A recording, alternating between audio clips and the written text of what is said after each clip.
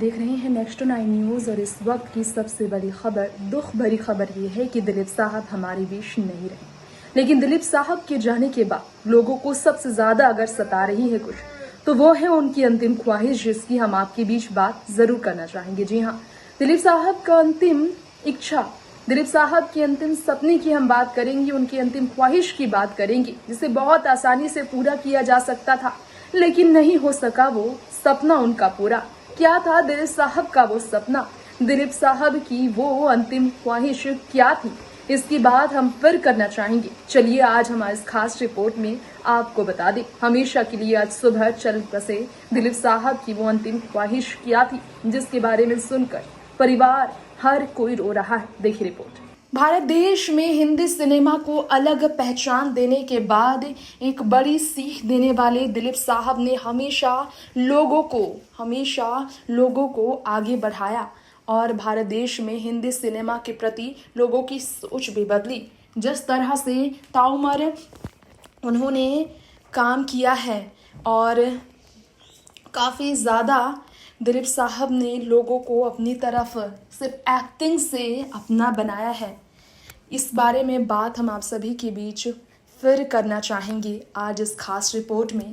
दिलीप साहब ने फिल्म जवाहर भट्टा से करियर की शुरुआत के बाद देवदास और मुगले आजम से लेकर कर्मा से लेकर एक से बढ़कर एक फिल्में दी।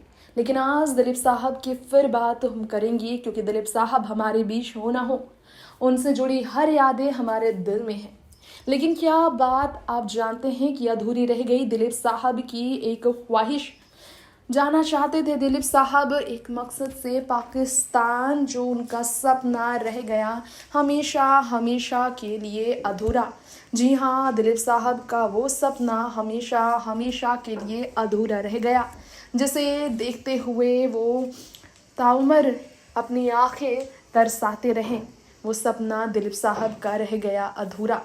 जी हाँ, शायद आपको मालूम ना हो, लेकिन दिलीप साहब के बारे में बात हो रही है तो हम आपको फिर से हमारे इस रिपोर्ट में आज ये जानकारी ज़रूर देना चाहेंगे कि वाकई में आप सब के बीच आपके फेवरेट अगर देखा जाए, दिलीप साहब के बारे में बात किया जाए, तो ये कौन नहीं जानता कि वाकई में दिलीप साहब ने जिस तरह से सभी को अपनी तरफ खींचा। उन्होंने भी सपने कुछ देखे, संतान के सपने तो पूरे नहीं हुए, एक और सपना था जो दिलीप साहब पूरा करना चाहते थे, जो रह गया अधूरा और हमारे बीच से वो चले गए। दिलीप साहब का निधन हो जाना सबसे बड़ा सदमा है। दिलीप साहब का निधन इस कदर हो जाना अचानक से सुबह उनकी पत्नी के लिए इससे भी बड़ा सदमा है। इस सदमे से दिलीप साहब का उभर पाना, दिलीप साहब के परिवार का उभर पाना आसान नहीं, लेकिन सब चाहते हैं कि दिलीप साहब इस वक्त जो हमारे दिल में हमेशा राज करते थे, वो हमेशा लोगों के दिलों में बने रहे। तो ऐसे में हम आपको हमारी इस रिपोर्ट में आज एक बार फिर से ये जानकारी देना चाहेंगे दिलीप साहब के बारे में। एक लास्ट विश उनका जो इनकम्प्लीट रह गया, वो विश ये थी कि वो चाहते थे पाकिस्तान में अपना सपना पूरा करना। और पाकिस्तान में दिलीप साहब के बचपन के दिन थे। दिलीप साहब की संपत्ति जो आलिशान आशियाना दिलीप साहब का वहाँ था, जो अपना घर था दिलीप साहब का पाकिस्तान में, पैतृक घर को ख़रीदने को लेकर पाकिस्तान की सरकार का सलाह मशवरा कई महीनों से चल रहा था दिलीप साहब के साथ। सरकार चाहती थी दिलीप साहब का घर खरीद कर वो वहाँ उनका एक म्यूज़ियम बनवा दे, उनके बारे में और भी लोग जान सके इसके लिए। लेकिन दिलीप साहब भी अपनी पुश्तैनी घर को लेकर बहुत ही ज़्यादा यादें शेयर करते नज़र आए थे। ऐसा लग रहा था वो वहाँ जाकर एक बार उसकी एक झलक देख लेते, आखिरी झलक देख लेते। पेशावर वाले घर नहीं जा पाए दिलीप साहब। बीमारी ने इस कदर उन्हें लाचार किया, बीमारी ने इस कदर उन्हें तोड़ा कि एक एक दिन सिर्फ दर्द में ही गुजरा। हॉस्पिटल के चक्कर, डॉक्टर और दवाइयों के बीच ही उनकी दुनिया आखिरी रात, आखिरी सांस तक सिमट कर रह गई। पाकिस्तान स्थित अपने घर को देखने के लिए दिलीप साहब की आंखें तरसती रही। रो रहे थे दिलीप साहब काफ़ी। इस बारे में कहकर दिलीप साहब के पाकिस्तान के पेशावर वाले उस हवेली की बात की जाए तो बंजर सा वो दिख रहा था, जिसे लेकर दिलीप साहब ने खुद भी बताया था कि वो इसके लिए काफ़ी समय से इंतज़ार कर रहे थे। ये आपको शायद मालूम ना हो, कुछ तस्वीरें सोशल मीडिया पर दिलीप साहब के घर की इतनी शेयर की गई थी। ये देखकर शुक्रिया किया था दिलीप साहब ने, क्योंकि दिलीप साहब वहाँ नहीं जा पाए थे। पाकिस्तान सरकार चाहती थी दिलीप साहब का घर खरीदकर वहाँ म्यूजियम बनाए, लेकिन दिलीप साहब के मन में कुछ और ही था।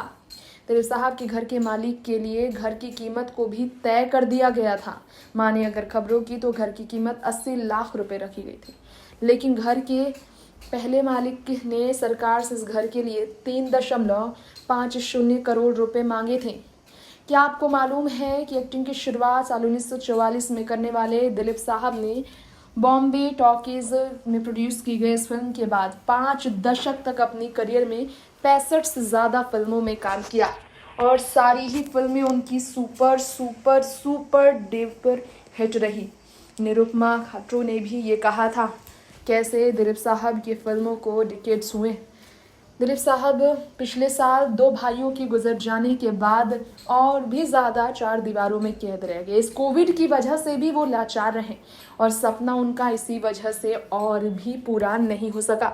बताना हम आपको चाहेंगे हमारे इस खास रिपोर्ट में कि दिलीप साहब की अंतिम ख्वाहिशों की बात की जाए तो बहुत ही ज़्यादा उनकी ख्वाहिशें छोटी थी और बहुत ज़्यादा नामुमकिन भी नहीं, लेकिन 98 की उम्र में ये लाचारी, किडनी संबंधित समस्या, फेफड़े में पानी भर जाना, निमोनिया हो जाना, कोरोना का काल पूरी दुनिया भर में घेरना और दिलीप साहब की ज़िंदगी का पूरी तरह से सिर्फ बीमारियों की वजह से और भी ज़्यादा उथल पुथल में रहना उन्हें अंदर से तोड़ गया। क्या आपको मालूम है कि दिलीप साहब के बारे में कई ऐसी बातें हैं जो लोग नहीं जानते आज भी। ना उनके अपने संतान हैं और ना ही पत्नी के अलावा दूसरा कोई भी शख्स जिनके वो साथ रहते हों। दिलीप साहब की ज़िंदगी की ऐसी स्थिति आपने शायद सुनी ना हो, लेकिन उन्होंने काफ़ी तकलीफ़ अपनी ज़िंदगी में सही थी। दिलीप साहब ने अपने मुश्किल समय में भी हमेशा लोगों को अपनी तरफ खींचा। दिलीप साहब एक ऐसे कलाकार थे जिन्होंने हमेशा अपनी एक्टिंग से लोगों को दीवाना बनाया और बॉलीवुड के हर बड़े सुपरस्टार शाहरुख से लेकर अमिताभ सबको सीख दी। नेक्स्ट 9 न्यूज़ से तृप्ति की रिपोर्ट। जी हाँ, ये थी दिलीप साहब की अंतिम ख्वाहिश, जिसे पूरा करने का सपना तो उन्होंने देखा, लेकिन ये पूरा नहीं हो सका। दिलीप साहब का ये सपना हमेशा के लिए अधूरा रह गया। खैर, दिलीप साहब की अंतिम ख्वाहिश भले ही पूरी ना हो सकी हो, दिलीप साहब की यादें हमेशा हम दिल में बसा कर रखेंगे। दिलीप साहब को हमेशा हम हमारे दिल में बसा कर रखेंगे। ईश्वर से कामना करते हैं उनकी आत्मा को शांति मिले और परिवार को हिम्मत मिले, ताकत मिले इस गम से उभरने की। लेंगे इजाजत, देखते रहे नेक्स्ट 9 न्यूज़। नमस्कार।